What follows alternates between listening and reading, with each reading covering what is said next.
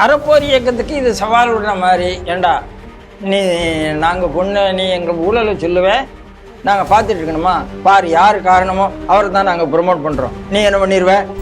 இன்னைக்கு தமிழகத்தில் இருக்கிற எந்த ரவுடிகளும் போலீஸை மதிக்கவில்லை. ஏன் மதிக்கல? ரவுடிகளுக்கு திமுகவினுடைய சப்போர்ட் இருக்கு. ஆட்சியாளர்கள், அமைச்சர்கள், அதிகாரிகள் சப்போர்ட் பண்ணி கொண்டு இருக்கிறார்கள். அதனால தான் அவர் மதிக்கல. ஸ்டாலின் அங்கே பிரச்சாரத்துக்கு போனோடனே தமிழ்நாட்டிலேருந்து இவங்க வடக்கண்ணை எப்படி பேசினாங்க, பீடாவாயன்னு எப்படி பேசினாங்க, டாய்லெட் கலவரம்னு எப்படி பேசினாங்கன்னு இவங்க பேசின எல்லா மினிஸ்டர் பேசின எல்லாம் ஹிந்தியில் அடித்து அங்கே பெரிய பெரிய திரையெல்லாம் போட்ட உடனே ஆஹா இப்படியா ஒரு காங்கிரஸ் கூட்டணி இருக்குன்னு சொல்லிட்டு அவங்க திருப்பி நிதிஷ் பக்கம் வந்தாங்க. ஆகையினால எங்கிட்ட ஒரு சாமி இருக்குது, அந்த சாமிக்கு வாகனமே மவுசு தான். அந்த அந்த மவுஸை வச்சுட்டு அது உலகத்தை சுற்றி வந்துட்டதுனால இன்றைக்கி நீங்கள் மவுசுன்னு சொன்னதுனால நாங்கள் இந்த மவுஸை வச்சு உலகத்தை சுற்றிட்டு இருக்கோங்க அப்படின்னு பிரமோத் மகாஜன் சொன்னதாக பிரமோத் மகாஜனே ஒரு மீட்டிங்கில் பேசியிருக்கிறார். அப்போ இன்னைக்கு இல்லை, 1990லேருந்து சாஃப்ட்வேர் இண்டஸ்ட்ரியில் இந்தியா தான் நம்பர் 1 இருந்திருக்கிறார்கள். நீங்கள் ஆர்கனைஸ் செக்டரில் உள்ள வேலை வாய்ப்பை பார்த்துக்கிட்டே இல்லைன்னு போய் சொல்லிவிட்டேன். உங்களை நீங்களே ஏமாற்றி கொண்டு இருக்கிறீர்கள். நீங்கள் ஏமாறுற வரைக்கும் இந்த நாட்டில் புரட்சியே வராது. இந்த இந்திய நாட்டில் டெரரால் அடிப்பார்கள், நாங்களும் டெரரால் பாதிக்கப்பட்ட நாடுன்னு சொல்லுவார். இன்னைக்கு பாகிஸ்தானில் நடந்த அந்த குண்டுவெடிப்புக்கு காரணம் பாகிஸ்தான் அரசாங்கம் என்று சொல்லப்படுகிறது. ஏன்னா இந்தியாவில் நடந்த உடனே எங்கடா இந்தியா தன்னை சொல்லிடுமோன்னு சொல்லிட்டு we both are equally affected by terrorist என்று சொல்ல வேண்டும் என்பதற்காக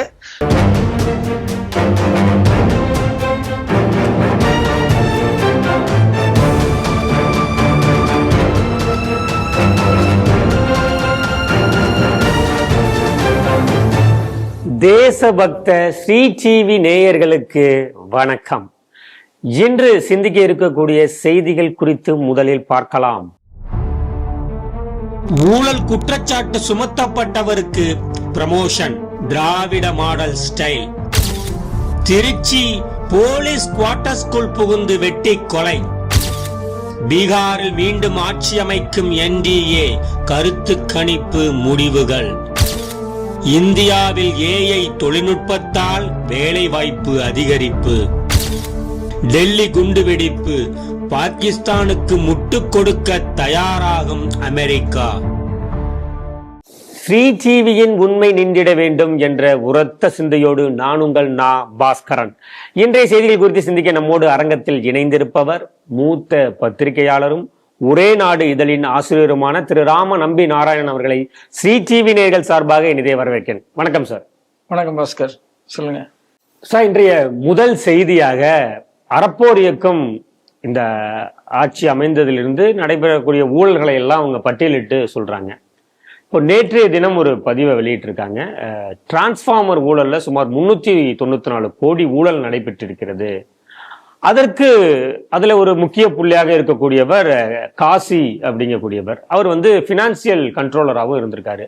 அவருக்கு தமிழக முதல்வர் நேற்றைய தினம் பதவி உயர்வு கொடுத்து அவர் சிஎஃப்ஓ, சீஃப் பினான்சியல் கண்ட்ரோலர் ஆக்கியிருக்காரு அப்படிங்கக்கூடியதையும் அறப்போர் இயக்கம் ரொம்ப வருத்தத்தோட இது இப்படி போயிட்டு இருக்கே அப்படிங்கிற மாதிரியான இயக்கத்தோட சொல்லியிருக்காங்க.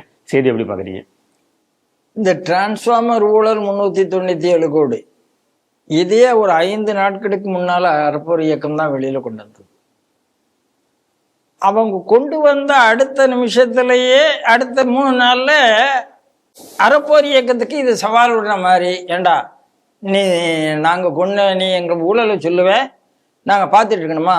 பார், யார் காரணமோ அவரை தான் நாங்க ப்ரொமோட் பண்றோம், நீ என்ன பண்ணிடுவ? அப்படிங்கிற மாதிரி இது நடந்திருக்குங்க. இதை விட ஒரு அநியாயம் நடக்கவே முடியாது. இந்த அரசாங்கம் இப்படி வச்சுக்கோங்க, யாருக்கு உதவி பண்ண முடியும்? செந்தில் பாலாஜி மீது மூத்த அமைச்சர்களுக்கு அதிருப்தி. அது துரைமுருகனா இருக்கட்டும், KN நேருவா இருக்கட்டும், பொன்முடியா இருக்கட்டும், எல்லாருக்குமே ஏண்டா இந்த முதல் குடும்பம் அவனை பிடிச்சி தொங்கிட்டு இருக்கு அப்படிங்கிற அதிர்ச்சி. ஆனால் வேற யார் ஊழலையும் இந்த அளவுக்கு முதல்வர் பேசவில்லை. செந்தில் பாலாஜிக்கு அவ்வளவு வக்காலத்து வாங்கி ஒரு வீடியோ கொடுத்து விட்டேனே பார், என்ன தெரியுமா அப்படின்னு ஒரு வீடியோ மத்திய அரசாங்கத்தை எதிர்த்து கொடுக்கிறாருன்னா அப்போ செந்தில் பாலாஜி எவ்வளவு முக்கியம்னா அவர் புரிஞ்சுக்குங்க. அடுத்தது, ஒரு ஊழல் குற்றச்சாட்டுல உள்ள போயிட்டு போனதுனால அமைச்சரவையில ரிசைன் பண்ணிட்டு வெளியில வரார், அமைச்சரவையில இடம் கொடுக்கிறார். அப்ப செந்தில் பாலாஜி எவ்வளவு முக்கியம்னு பாத்துக்குங்க. திருப்பி பெயிலா மினிஸ்டரான கேட்ட உடனே திருப்பி கலட்டி விட்டுறாங்க. கவர்னர் சொன்னதுக்கு கவர்னர் மேல உளுந்து பாயறாங்க. செந்தில் பாலாஜி மினிஸ்டரா இருக்கிறத பத்தி கவர்னர் விமர்சனம் பண்ணா கவர்னர் மேல உளுந்தை பார்த்து இது தமிழ்நாட்டினுடைய சுயமரியாதை அப்படிங்கிறாங்க. ஏன்னா ஊழல் அதிகாரிகளுக்கு ஊழல் அமைச்சர்களுக்கு பதவி கொடுக்கறதுக்கு தான் சுயமரியாதையா? அதுக்கு தான் உன்னை செலக்ட் பண்ணி வச்சிருக்கா, அதுக்கு தான் உனக்கு ஓட்டு போட்டு வச்சிருக்கா. அப்போ இவர்களுடைய கருணாநிதி குடும்பத்துக்கு, ஸ்டாலின் குடும்பத்துக்கு, கருணாநிதிங்கிறது எடுத்துருங்க,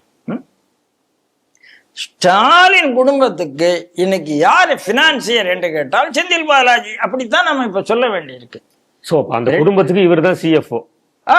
ரெண்டாவது இடத்துல யாரு வரா அப்படின்னு கேட்டா எனக்கு வேணா ராஜா வரலாம், டிஆர்பி ராஜா வரலாம். அது நான் எல்லா டிவிகள்லையும் சொல்றேன், ஸ்ரீ டிவிலையும் சொல்லியிருக்கேன், மற்ற டிவிகள்லையும் சொல்லியிருக்கேன். இண்டஸ்ட்ரி மினிஸ்டர் ராஜா, ஸ்ரீபெரும்புதூர்னுடைய மினிஸ்டர் டிஆர் பாலு. ஸ்ரீபெரும்புதூர்ல தான் ஆலந்தூர் இருக்கிறது, ஆலந்தூர்ல தான் கிண்டி இருக்கிறது, அந்த தொகுதியில் தான் அம்பத்தூர் இருக்கிறது, அந்த தொகுதியில் ஸ்ரீபெரும்புதூர் இருக்கிறது. இண்டஸ்ட்ரியல் ஏரியா சென்னையில இருக்கிற இண்டஸ்ட்ரியல் ஏரியாலாம் ஸ்ரீபெரும்புதூர் தொகுதியில் தான் இருக்கிறது. மினிஸ்டர் ஒரு பையன். இப்படி கொள்ளையடிக்கிறத சயின்டிபிக்கலா கொள்ளையடித்து கொண்டு யார் என்ன பண்ணாலும் அதை பத்தி கவலையே கிடையாது. யாரா என்ன அறப்போர் இயக்கம்னா தூக்கி உள்ள போட மாட்டாங்க, அவ்வளவுதான். மற்ற ஆளா இருந்தா உள்ள தூக்கி போட்டுருவாங்க. இதை யாராவது வேற ஏதாவது இதை மீம்ஸ் போட்டாலோ ஒன்னாலோ உள்ள தூக்கி போட்டுருவாங்க. அது ஒரு பயம் இருக்கு இவங்க மேல, அவ்வளவுதான்.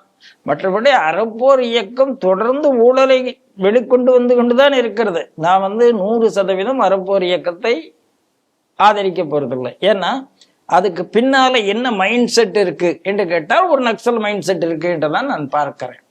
ஆகையினால கொள்கை ரீதியாக நான் அவங்களை ஆதரிக்க முடியாது. ஆனால் ஊழலை வெளிக்கொண்டு வருவதில் அறப்போர் இயக்கம் ரொம்ப நல்லா தான் பண்ணிட்டு இருக்கிறாங்க. ஆனால் சில விஷயம் பேசும்போது பொதுவா பேசுறாங்க. மத்திய அரசுக்கு ஆதரவா அவங்க பேசுறது இல்லை. இந்த நிலைப்பாட்டெல்லாம் அவங்க வைத்துக் கொண்டு இருக்கிறார்கள். ஒரு ஜிஎஸ்டி விஷயத்திலயோ டிமானிட்டைசேஷன் விஷயத்திலயோ ஓங்கி அவங்களால சப்போர்ட் பண்ண முடியலை. நியாயமான அறம் என்றால் அதை சப்போர்ட் பண்ணணும். அதுக்கு பின்னணி என்னங்கிறது நமக்கு தெரியாது. ஆனால் அவர்கள் ஊழலை சொன்னால் நீ யாருடா ஊழலை சொல்றதுன்னு கேட்கிற அளவுக்கு தினாவட்டு இந்த அரசாங்கத்துக்கு இருக்கிறது. அப்படின்னா காரணம் என்ன? அவங்க இந்த அரசாங்கத்தை மட்டும் டார்கெட் பண்ணா போதாதுங்க. யார டார்கெட் பண்ணணும் அப்படின்னா, யார் யார் இந்த அரசாங்கத்துக்கு ஊதுகுழலாக இருக்கிறார்களோ, கம்யூனிஸ்ட் கட்சினா கம்யூனிஸ்ட் கட்சியா அவங்க குறை சொல்லணும், திருமாவை குறை சொல்லணும், கமலஹாசனை இப்படி அவங்க ஆரம்பித்தால்தான் அவங்க என்ன சொல்லுவாங்க, நாங்க எஸ்டாப்ளிஷ்மெண்ட்டை தானே பார்க்க முடியும், இவங்களெல்லாம் ஏன் பார்க்கணும்னு ஒரு கேள்வி வைக்கலாம். ஆனால் இவருடைய கையை உடைக்க வேண்டும் என்று நினைத்தார். எல்லாம் அடுத்தாப்புல என்ன சொல்லுவாங்க, அதிமுக மட்டும் ஊழல் இல்லையா, அதிமுக காலத்திலே நாங்கள் ஊழல்லாம் எடுத்துத்தானே சொன்னோம் அப்படின்னா. சார் எதுனாலும் சொல்லுங்க சார், உங்க டைரக்ஷன் என்ன அப்படின்னு ஒரு கேள்வி இருக்குல்ல. ஊழலை எடுத்து சொல்லுவது மட்டும்தான் எங்கள் வேலை. சார் இவங்களுக்கு பியூசிஎல் சப்போர்ட் இருக்கான்னு, பியூசிஎல் சப்போர்ட் இருக்கு, அதெல்லாம் தான் நம்ம சில விஷயத்த பார்க்க வேண்டியிருக்கு. ஆனால் இப்ப நடக்கிறது என்னன்னா, தனாவட்ட, அதாவது ஊழல் செய்வேன், அது என்னுடைய மாநில உரிமை, அதை யாரும் கேட்க முடியாது, மத்திய அரசாங்கம் கேட்க முடியாது, கவர்னர் கேட்க முடியாது, அறப்போர் இயக்கம் கேட்க முடியாது, யாரும் கேட்க முடியாதுன்னு ஒரு தைரியம் வந்திருந்ததுன்னா இந்த ஆட்சி முடிவுக்கு வந்து கொண்டிருக்கிறதுன்னு அப்படித்தான் நான் இதை பார்க்கிறேன். அடுத்த செய்தியாக, தமிழகத்தின் சட்டம் ஒழுங்கு அப்படிங்கும் போது அரசியல் தலைவர்கள்லாம் வாய் வார்த்தைக்காக சொல்லுவாங்க, அமைதி பூங்காவாக தமிழகம் நிலவுகிறது அப்படின்னு ஒரு வாய் வார்த்தையா குடிப்பாங்க சார். ஆனா தொடர்ந்து பார்க்கும்போது பல்வேறு முக்கிய நாளிதழ்களாகட்டும் செய்தித்தாள்களாகட்டும் தலைநகரம் கொலை நகரம் ஆகிறதுன்னு அப்படிலாம் கேப்சர்லாம் கொடுப்பாங்க. திருச்சியில 26 வயது மதிக்கத்தக்க ஒரு இளைஞர் போலீஸ் ஸ்டாஃப் குவார்டர்ஸ்குள்ள பீமா நகர் போலீஸ் ஸ்டாப் கட்டுறதுக்குள்ளேயே அங்கேயே வெட்டி படுகொலை செய்யப்பட்டிருக்காரு சார். நம்ம தொடர்ந்து பார்க்குறோம், பாலியல் சீண்டல்கள் நடக்குது, பெண்களுக்கு பாதுகாப்பு இல்லை, போதையினால மரணங்கள், இப்படி நிறைய ஆயிட்டே இருக்கு. ஆனா இது போலீஸ் ஸ்டாப் குவார்டர்ஸ்க்குள்ளேயே இப்படி ஒரு மரணம் நிகழ்ந்திருக்கிறது. இந்த செய்தி எப்படி சார் பாக்குறீங்க?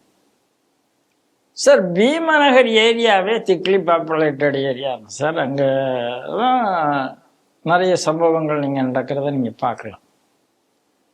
ஆனால் அங்கே இருக்கிற போலீஸ் குவார்ட்டர்ஸுக்குள்ள ஒருத்தர் போகிறார், போய் அடைக்கலம் கேட்கிறார். அந்த சப் இன்ஸ்பெக்டர் முன்னாலேயே, அவர் குடும்பத்தின் முன்னாலேயே அவர் கொலை செய்யப்படுகிறார். அப்படின்னா என்ன சட்டம் ஒழுங்கு? அப்புறம் போலீஸ் மேலே என்ன மரியாதை இருக்கிறது? ஒரு மரியாதையும் கிடையாது. ஏன்னா இன்னைக்கு தமிழகத்தில் இருக்கிற எந்த ரவுடிகளும் போலீஸை மதிக்கவில்லை. ஏன் மதிக்கல? ரவுடிகளுக்கு திமுகவினுடைய சப்போர்ட் இருக்கு. ஆட்சியாளர்கள், அமைச்சர்கள், அதிகாரிகள் சப்போர்ட் பண்ணி கொண்டு இருக்கிறார்கள். அதனாலதான் அவர் மதிக்கல. நீங்க சட்டம் ஒழுங்கு பிரச்சனை எவ்வளவு மோசமாயிட்டு இருக்குங்கிறது இப்போ கோயம்புத்தூர் சம்பவம் பார்த்தோம், அண்ணா யூனிவர்சிட்டி சம்பவம் பார்த்தீங்க. இது பாலியல் சம்பவம். நீங்க ஒரு விஷயம் சொல்லுங்க, சமுதாயத்துல நீங்க சமுதாயம் எப்படி இருக்க வேண்டும்னு 1000 பேசுறீங்க. வேற யாராவது ஒரு ஆள் நம்ம பெண்ணுமை பேசினா நீ என்ன பேசுறது, அப்படி பெண் உரிமை, ஆன உரிமை எல்லாத்தையும் பேசுறீங்க. ஆனா நீங்க பாதிக்கப்பட்ட உடனே அவங்க தனியாக போகலாமா? அந்த இடத்துக்கு போக வேண்டிய அவசியம் என்ன? இந்த பொண்ணு கள்ளக்காதல் தானே, ஏன் இவங்க போனாலும் நீங்க ஆரம்பிக்கிறீங்க. அதாவது சட்டம் ஒழுங்க உங்களால காப்பாற்ற முடியவில்லை என்றால் யாரு பாதிக்கப்பட்டார்களோ அவர்களை குற்றவாளி ஆக்குறதுங்கிற இடத்துக்கு இன்னைக்கு மாநில அரசு வந்தாச்சு. பாதிக்கப்பட்டவர்களை காப்பாற்றணுமா, பாதிக்கப்பட்டவர்களை குற்றவாளி ஆக்க வேண்டும் என்றால் மாநில அரசாங்கங்களுடைய செயல்முறை பாதிக்கப்பட்டவர்களை குற்றவாளி ஆக்கி விடு, அப்படின்னா சட்டம் ஒழுங்கு பிரச்சனை இல்லை என்று சொல்லிவிடலாம். இதை விட ஒரு மோசமான ஸ்ட்ராட்டஜி எங்கேயும் இருக்க முடியாது. அப்போ என்ன பாதிப்பு, என்ன பாதிப்பு வர்றவங்க, பாதிக்கப்பட்டவர்கள் எங்க போய் ரெமடி கேட்க முடியும்? இன்னைக்கு கொலை நடந்து விட்டது. கொலை நடந்ததுன்னா அவங்களுடைய உற்றார் உறவினர் இது பண்றாங்க. இது பண்ண உடனே நீங்க 6 லட்சம் ரூபாய் கொடுக்குறீங்க. அவரை யாரை அரெஸ்ட் பண்ணாங்களோ அந்த அரெஸ்ட் பண்ணவங்களை எப்படி பிடிக்க வேண்டியிருக்கு? சுட்டு, முட்டுக்கு கீழே சுட்டு நீங்க பிடிக்கிறீங்க. இங்கேயும் கோயம்புத்தூர்லயும் ஒருவரை அப்படிதான் அரெஸ்ட் பண்ணிருக்காங்க, சுட்டு தான் பிடிச்சிருக்கிறீங்க. சுட்டு பிடிக்கிற அளவுக்கு இன்னொரு இடத்துல போனா அவன் உங்க மேல கத்திய தூக்கிட்டு வராட நீங்க ஓடுறீங்க. எல்லாம் தான் தமிழ்நாட்டில் நடந்துட்டு இருக்கு. சுட்டு பிடித்த பிறகு அவன் மேல SC/ST ஆக்ட்ல நீங்க போடுறீங்கன்னா நடந்தது ப்ராப்பர்ட்டி சண்டை. அங்க எந்த மத ரீதியா எந்த ஜாதி ரீதியான மோதலும் இல்லை. அப்ப ஜாதி ரீதியான மோதல் இல்லாத ஒரு இடத்தில் ஜாதியை காமித்து காம்பன்சேஷன் கொடுப்பதும், ஜாதி ரீதியான கிளாஸ்ல நீங்க வழக்கு பதிவு செய்வதும் உங்களுடைய தோல்வியை காமிக்கிறது. சட்டம் ஒழுங்கு வச்சுக்கொண்டு அவன் உங்களால நிரூபிக்க முடியவில்லை. அவனுக்கு யாரு கூட்டணி இருக்காங்கன்னு தெரியல, திமுக இருக்கானான்னு தெரியல. அப்ப அவனெல்லாம் இந்த இடத்துல இருந்து தள்ளி விட்டுட்டு இவனை மட்டுமே, இப்ப அண்ணா பல்கலைக்கழகத்துல சாரை தவிர யாருமே இல்லைன்னு சொல்ற குழந்தைங்கல்ல, அதே மாதிரி இப்ப இந்த ஒரே ஒரு குற்றவாளியை தவிர யாரும் இல்லைன்னு காமிங்கன்னா SC/ST ஆக்ட்ல தான் போடணும். வேற இல்லை இவர் குற்றவாளி, இதுக்கு தான் திட்டாரு, இது ப்ராப்பர்ட்டி, இதுன்னா அந்த ப்ராப்பர்ட்டி டிஸ்பியூட்ல 100 திமுக காரம் உள்ள வந்தாலும் வருவான். அப்போ எந்த அளவுக்கு மோசமாக இவர்கள் திமுக ரவுடிகளை காப்பாற்றுகிறார்கள், எந்த அளவுக்கு மோசமாக திமுக ரவுடிகளுக்கு அடிமையாக காவல்துறையை வைத்துக் கொண்டிருக்கிறார்கள், அப்படிதான் நான் பார்க்கிறேன். அதனால இது இன்னொரு ரவுடி ராஜ்யம் நடப்பது. திராவிட மாடல் ஆட்சி என்றால் திராவிட ரவுடி மாடல் ஆட்சி, அப்படித்தான். அடுத்த செய்தியாக, பீகார்ல சட்டமன்ற தேர்தல் 2 கட்ட பதிவாக நடந்து முடிஞ்சிருக்கு சார். 6ஆம் தேதி ஒன்று, 11ஆம் தேதி நடந்து முடிஞ்சிருக்கு. எக்ஸிட் போல் ரிசல்ட் எல்லாமே NDA கூட்டணிக்கு தான் ஆதரவாக வந்திருக்கிறது. இப்போ இதை நம்பிதான் அடுத்தடுத்து வரக்கூடிய சட்டமன்ற தேர்தல்களுடைய பாதிப்பு எப்படி இருக்கும் அப்படின்னு அரசியல் நோக்கர்கள்லாம் பேச ஆரம்பிச்சிருக்காங்க. அடுத்து வெஸ்ட் பெங்கால்ல வரப்போகுது, கேரளத்தில் வரப்போகுது, தமிழகத்தில் வரப்போகுது. ஸோ இந்த இடங்களெல்லாம் வரப்போகும்போது இப்போ அந்த இண்டி கூட்டணிக்கு இது மிகப்பெரிய லாஸா இருக்கும். ஏன்னா இது ராகுல் காந்தியா பிரதமர் மோடியா அப்படிங்கிறத வெர்சஸ்ல தான் போயிட்டு இருந்தது. இப்போ ராகுல் காந்தி எவ்வளவோ முயற்சி பண்ணி என்னென்னமோ எல்லாம் பிரச்சார யூகங்களை எல்லாம் கையாண்டார்.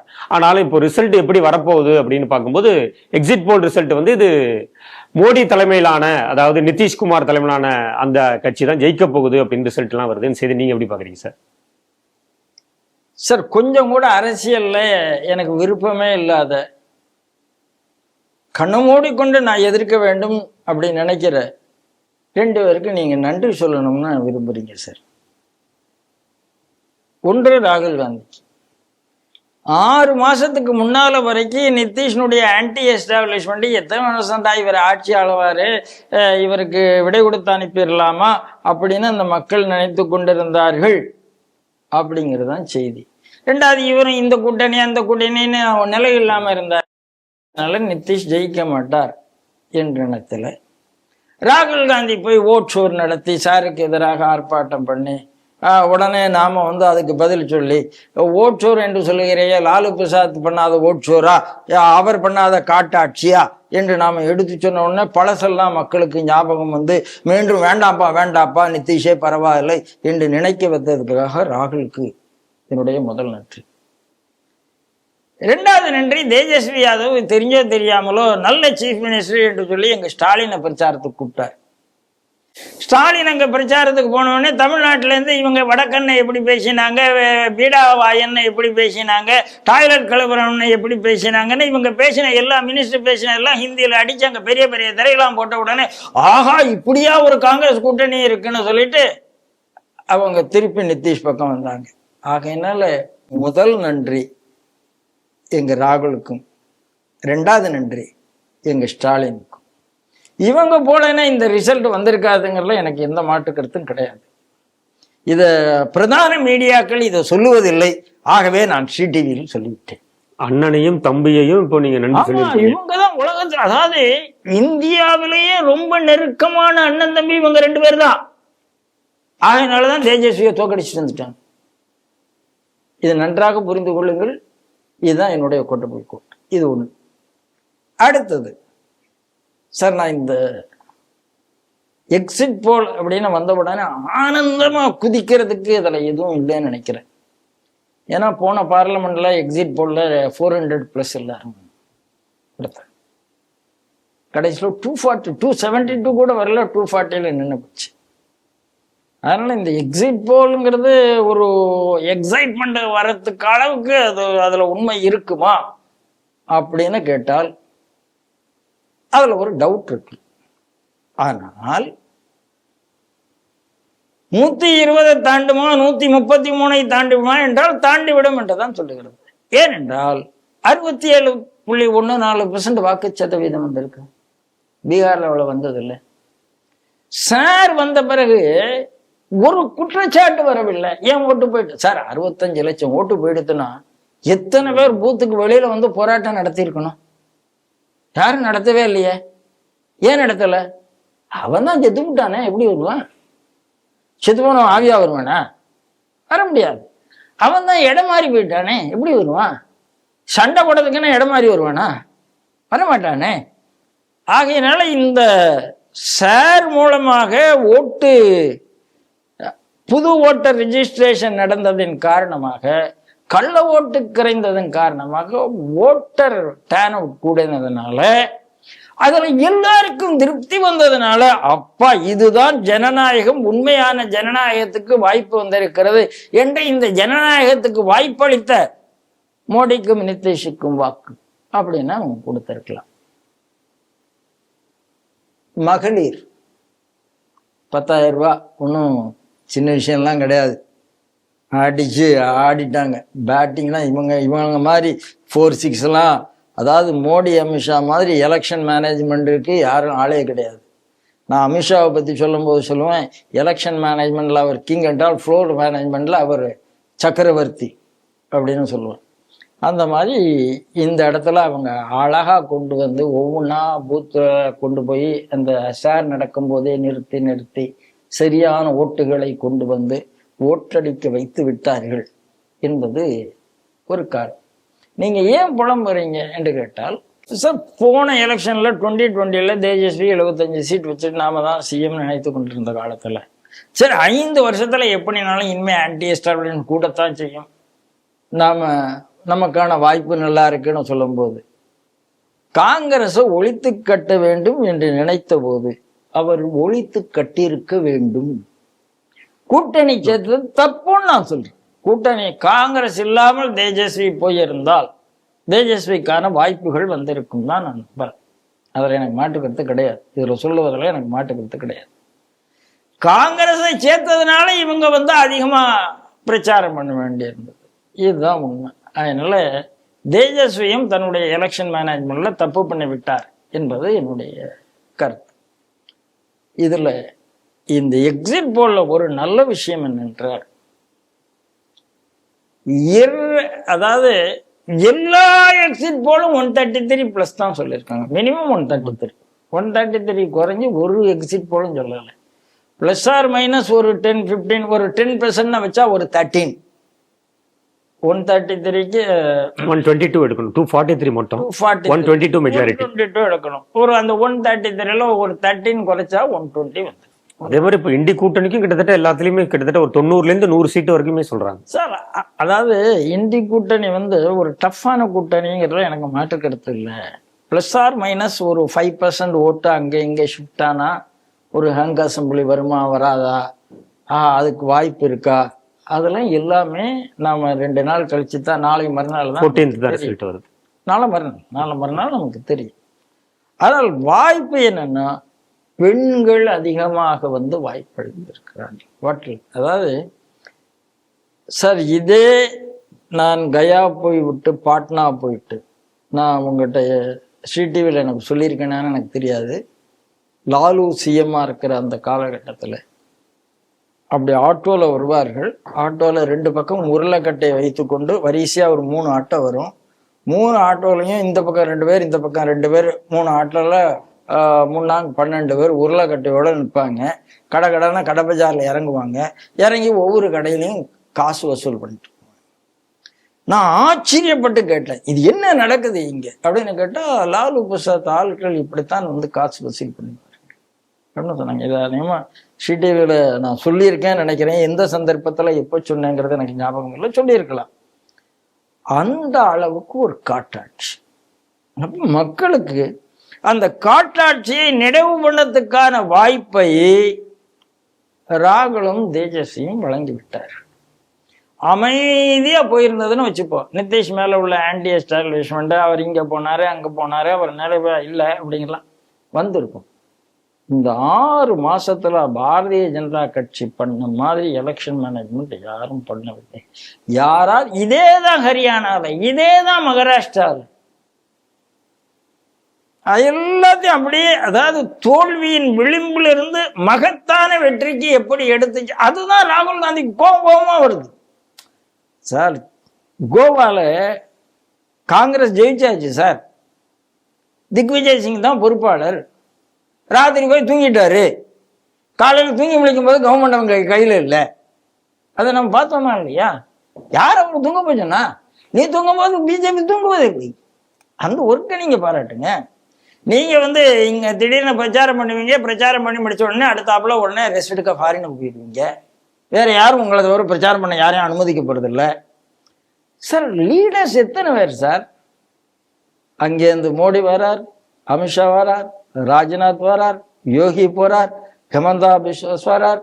யாரெல்லாம் பிரச்சாரம் பண்றாங்க? உங்களுக்கு யார் பிரச்சாரம் பண்றாங்க? உங்களுக்கு மிஞ்சி போனா இந்த ஸ்டாலின், இந்த அகிலேஷ் யாதவ்.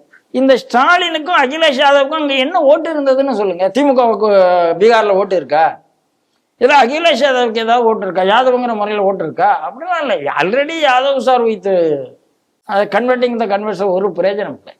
ஆகையினால இண்டி கூட்டணி லேக் லீடர்ஷிப், இது ஒரு காரணம்.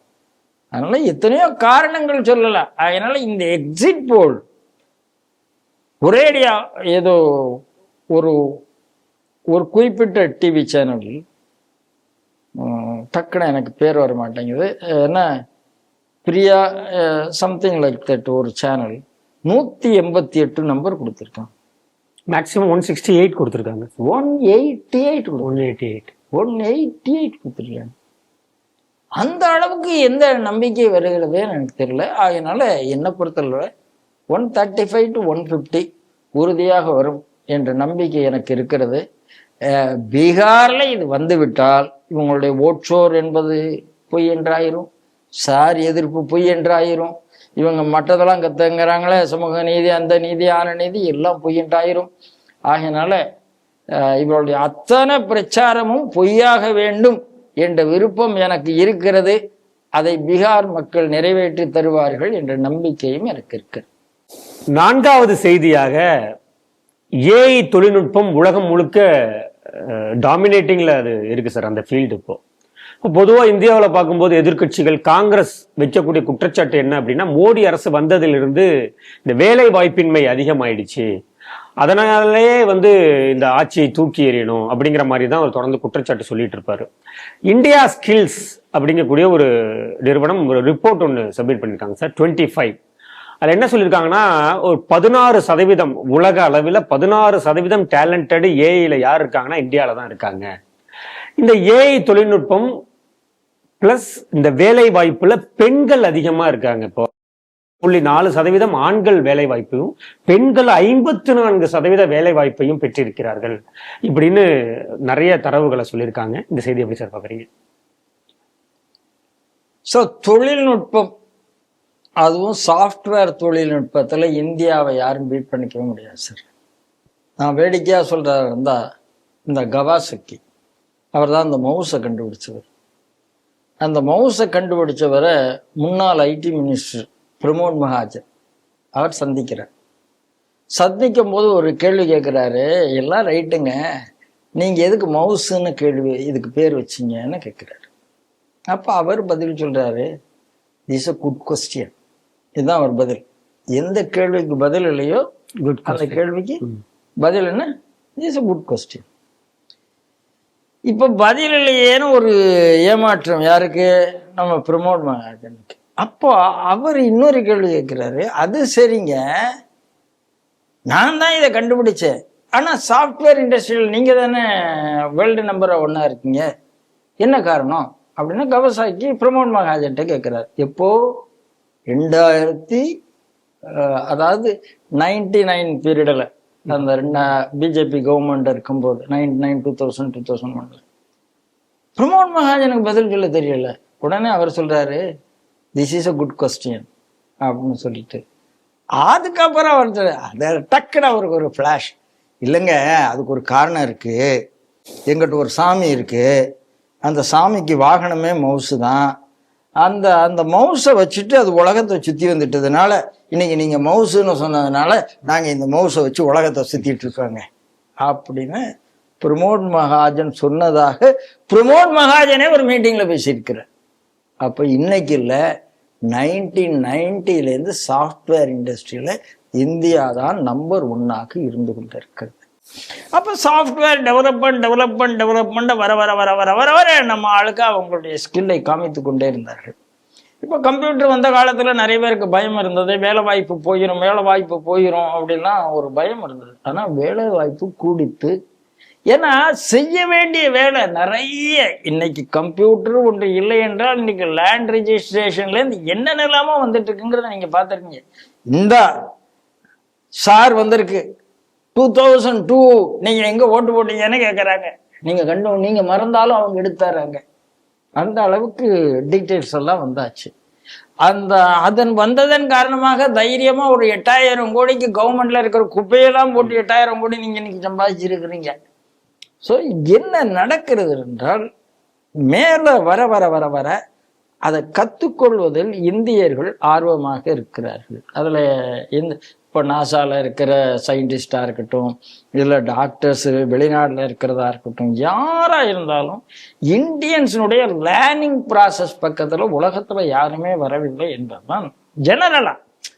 ஒரு ஃபர்தர் ரிசர்ச்சுக்கு போகும்போது இந்தியாவில் சில தடைகள் வந்தது. அதெல்லாம் இந்த காங்கிரஸ் பீரியடு, இந்த சோசியலிஸ்ட் பீரியடு நம்மளை கட்டி போட்ட மாதிரி நம்மளுடைய வளர்ச்சியை யாரும் கட்டி போடவே இல்லை. சோசியலிசம் பீரியடு முடிஞ்சு நாம எப்போ லிபரலைசேஷனுக்கு வந்தோமோ அப்போதுலேருந்து நம்மளுடைய வளர்ச்சி போட்டி போட முடியாத அளவுக்கு இப்போ பொருளாதாரத்தில் எப்படி 4வது இடத்துக்கு வந்தோம்? ஏன் வந்தோம்? சோசியலிசத்துலேருந்து அவுத்து விட்டதுனால வந்தோம். 1800 இருந்தோம்னு இப்போ வந்துட்டோம். அதனால நீங்க அந்த ஃப்ரீடம் வந்துடுதுன்னா நீங்க வந்துடுறீங்க. அதுதான் சார் அந்த ஏஐயினுடைய ஃப்ரீடம் வந்தது. நீ பாருங்க, உலக ஜனத்தொகையில் இந்தியாவினுடைய ஜனத்தொகை 16%. உலக ஜனத்தொகையில் இன்னைக்கு உலகத்துல ஏஐ தொழில்நுட்பத்தில் இந்தியாவினுடைய பெர்சன்டேஜ் 16. என்ன ஒரு கோஆர்டினேஷன் வருது பாருங்க. அப்போ நீங்க எப்படி கற்றுக்கொள்ள, இந்திய இளைஞர்கள் எப்படி இருக்கிறார்கள் அப்படிங்கிறது தான். நீங்க 2வது நீங்க ஒரு காரியம் சொன்னீங்க, எம்ப்ளாய்மெண்ட் மோடி கவர்மெண்ட் வந்து குறைந்து போயிடுச்சு என்று காங்கிரஸ்காரர்கள் சொல்லுகிறார்கள். காங்கிரஸ்காரர்கள் பொய் சொல்லுகிறார்கள் சார். பக்கோடா வித்ததை பத்தி பேசினார் சார் மோடி. உடனே அது ஒரு வேலை வாய்ப்பா அப்படின்னு எங்க சிதம்பரம் குதின்னு குதிச்சாரு. அது எப்படி வேலை வாக்கம்? அது சுய தொழில் தாங்க. நான் பக்கோடா போட்டு நான் பக்கோடா வித்தா அது சுய தொழில் தான். இல்லைன்னு நீங்க எப்படி சொல்லுங்க சார்? சென்னையில் மும்பையில் எலக்ட்ரிக் ட்ரெயினில் போகிற ஒரு ஆள், ஃபர்ஸ்ட் கிளாஸ் கம்பார்ட்மெண்ட்டில் போகிற ஒரு ஆள் கேட்குறாரு, அந்த டெய்லி பக்கோடா விற்கிறவன்ட்ட கேட்குறாரு, நாமெல்லாம் ஏசி ரூமில் டெய்லி போகிறோம், ஏசி கோச்சில் போகிறோம், ஏசி ரூமில் உட்காந்து வேலை பார்க்குறோம், வீட்டுக்கு திரும்பிடுறோம், இவ்வளோ சம்பாதிக்கிறோம். இவன் பாவம் காலையில் 8 மணிலேருந்து ராத்திரி 8 மணி வரைக்கும் பக்கோடா விற்கிறானே, இந்த ஏழை பையன், இவன்ட்ட ஏதாவது கேள்வி கேட்போமேனு கேட்குறாரு. ஒரு நாளைக்கு எத்தனை சமோசாப்பா விற்பேன்? 3000 சமோசா விற்பேன் சார். சரி, உனக்கு என்னப்பா கமிஷன் கிடைக்கும்? ஒரு சமோசாவுக்கு 1 ரூபா கிடைக்கும் சார்.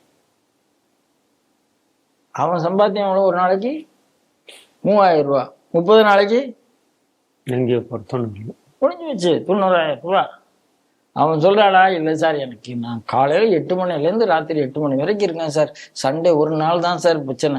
அந்த ஒரு நாளில் நான் என் மகளை பார்க்கணும் சார், அவளை படிக்கணும் சார், மூத்த மகள் டாக்டராக இருக்கா சார், 2 இன்ஜினியரிங் படிக்கிறா சார், என்னால் குடும்பத்தையே பார்க்கறதுக்கு நேரம் இல்லை சார். இந்த ஆள் பெயிண்ட் ஆகிட்டார், ஏசி ரூம்லேயே மயக்கம் வந்துருச்சு.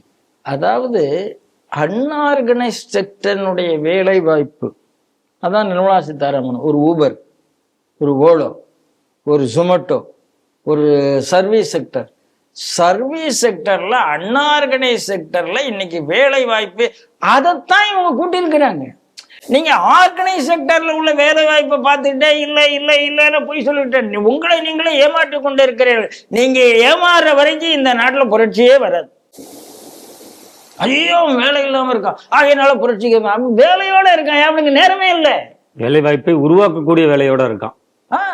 சார் நீங்க வேணா நினைச்சிட்டு இருக்கீங்க, சாதாரண நீங்க என்ன தெரியுமா, வேலை இருக்கு, வேலையை செய்வதற்கு ஆள் இல்லை. உங்களுக்கு அன்ஆர்கனைஸ் செக்டர்ல லேபர், எலக்ட்ரீஷியன் உடனே கிடைச்சிருக்கானா, கார்பெண்டர் உடனே கிடைச்சிருக்கானா, என்ன கிடைக்கிறான், ஒரு மெக்கானிக் உடனே கிடைச்சிருக்கானா. அதுக்கு இன்னைக்கு ஆப்லாம் வந்து உடனே கூப்பிட்டு அவனுக்கு ஒரு அப்பாயின்மெண்ட் ஃபிக்ஸ் பண்ணி அவன் நேரத்துக்கு வந்து, சார் இதெல்லாம் இந்த நீங்க சொல்றீங்களா, அதுக்கும் இதுக்கும் கனெக்ஷன் இருக்கு. இத்தனை ஆப் சார். முடிவெட்டத்துக்கு இன்னைக்கு வீட்டுக்கு வரணும் சார். நீங்க ஒரு காலத்துல வீட்டுல வந்து முடிவெட்டினால் அது வந்து இழிவு என்று சொல்லி பார்பர் ஷாப் எல்லாம் திறந்து அவனை அங்க போக வச்சு, இன்னைக்கு நாங்க வரோம் சார் அப்படின்னு நீங்க ஒரே ஒரு புக் பண்ணிருங்க. அமௌண்ட் என்ன, 500 ரூபாய்க்கு குறையாம இருக்கும், அவ்வளவுதான். வருவாரு, அவரே ஒரு பைக்ல வருவாரு, எல்லாம் பண்ணுவார், சர்வீஸ் பண்ணுவாரு, போயிடுவாரு. 3 தடவை பண்ணிட்டாருன்னா அவருக்கான பணம் அவருக்கு வந்துடுது. ஒரு 6 வீட்டுக்கு போயிட்டு வந்தா அவருக்கான அன்னைக்கு பணம் வந்துடுது. சரி, அதாவது ஒர்க்கிங், அதாவது ஜாப் என்பது ரீடிஃபைன் ஆகி கொண்டு இருக்கிறது. அந்த ரீடிஃபைன் ஆகிற ஜாபனுடைய இது என்னங்கிறத பார்க்காம வேலை வாய்ப்பு இல்லை, வேலை வாய்ப்பு, கம்யூனிஸ்ட் மாதிரி ஒரு முட்டாள் கிடையவே கிடையாது. நான் சொல்றேன், வேலை வாய்ப்பு இன்மைதான் உங்களை வந்து ஆட்சியை கவுக்கும்னா இந்தியாவில் என்னைக்கே கம்யூனிஸ்ட் கட்சி ஆட்சிக்கு வந்திருப்பான். கச்சத்தீவு தான் தமிழ்நாட்டில் ஆட்சியை கொண்டு வரும்னா என்னைக்கே ஆட்சிக்கு வந்திருப்பாரு. ஏன்னா தொழிலாளர் ஒற்றுமை தான் ஆட்சி வரும்னா ஏதோ வந்திருக்கும் சார். இந்த மாதிரி இவங்க பண்ற இந்த ஸ்லோகன்ஸ்லாம் ஸ்லோகன்ஸ் மட்டும்தான் சார், அதுக்கும் ஆட்சிக்கும் சம்பந்தமே கிடையாது. நான் சொல்ற உண்மை. அதனால நீங்க நன்றாக புரிந்து கொள்ளுங்கள், ஏஐ தொழில்நுட்பம் வந்து இந்தியர்கள் வந்து என்னைக்குமே கிரியேட்டிவிட்டியில நம்பர் 1 சார். எவ்வளவு ஆர்கிடெக்ட் இருக்கு நீங்க யோசிச்சு பாருங்க. அதுக்கு போய் நீங்க முகல் ஆர்கிடெக்ட் பொய் சொல்லிட்டு இருக்கீங்க, திராவிடியன் ஆர்கிடெக்ட்னு பொய் சொல்லிட்டு இருக்கீங்க. அதெல்லாம் தமிழ் ஆர்கிடெக்ட், திராவிடியன் கிடையாது. அதெல்லாம் இந்து ஆர்கிடெக்ட், அதெல்லாம் முகல் ஆர்கிடெக்ட் கிடையாது சார். எல்லா இடத்துலயும் நம்மால் பெஸ்டா இருக்கும். ஆயகலைகள் 64 அன்னைக்கே நம்பர் போட்டு வச்சோம் சார். நீங்க வந்து அந்த திருதராஷ்டிரன் காலத்துல நேர சஞ்சயன் அப்படியே போட்டு என்ன நடக்குது குருஷேத்திரத்துல சொன்னா என்னடா பைத்தியக்காரத்தனம் நீங்க சொல்லிட்டு இருக்கீங்க. கிடையாது. என்ன கற்பனை இருந்ததோ அந்த கற்பனையை நினைவாக்கி காமித்தவன் பாரதியன் என்று நான் சொல்லுவேன். அதனால எனக்கு வந்து பெரிய அதிசயம் இல்லை, ஆச்சரியம் இல்லை. ஆனால் ஒரு விஷயத்துல நாம் யாரை பாராட்டும் என்றால் அதற்கான விண்டோஸை திறந்து விட்ட மோடி அரசாங்கத்தை பாராட்டி ஆக வேண்டும். பண்ண மாட்டாங்க. அதுதான் பிரச்சனை. நிறைவு செய்தியாக டெல்லி செங்கோட்டையில் நடந்த அந்த குண்டு வெடிப்பு சார். இந்தியன் எம்பசி வந்து இந்தியாவில் இருக்கக்கூடிய யுஎஸ் எம்பசி வருத்தத்தை தெரிவிச்சிருக்காங்க. ஆமா, சில விஷயத்த சொல்லியிருக்காங்க. டெரரிசம் அட்டாக் அப்படிங்கிற வார்த்தைகள் எல்லாம் பயன்படுத்தாமல் ரொம்ப நாசுக்கா பாதிக்கப்பட்டவர்களுக்கு ஆறுதல் அப்படிங்கிற மாதிரி சொல்லியிருக்காங்க சார். இந்த செய்தி எப்படி பாக்குறீங்க? ட்ரம்ப் தன்னுடைய நாட்டு மக்களை ஏமாத்தி, நம்மளையும் ஏமாத்தி, உலகத்தை ஏமாத்தி, கிறிஸ்தவ சமுதாயத்தை ஏமாத்தி, எல்லாத்தையும் ஏமாத்திட்டார். அவர் வரும்போது என்ன நினைத்தார்கள்ல, இந்த நாட்டுக்கு வந்த கள்ளக்கூடிய ஏரியெல்லாம் வெளியில் அனுப்பிடுவாருன்னு நினைச்சாங்க. இஸ்லாமிய பயங்கரவாதத்தை வேறு நினைச்சாங்க. அவருக்கு பாகிஸ்தான் கூட என்ன பிசினஸ் வச்சாரோ, எது வச்சாரோ, அவர் மகன் வச்சாரா வைக்கலையா தெரியாது. ஆபரேஷன் சிந்தூர்ல அவருக்கு நாம அப்பு வைத்தோமா தெரியாது.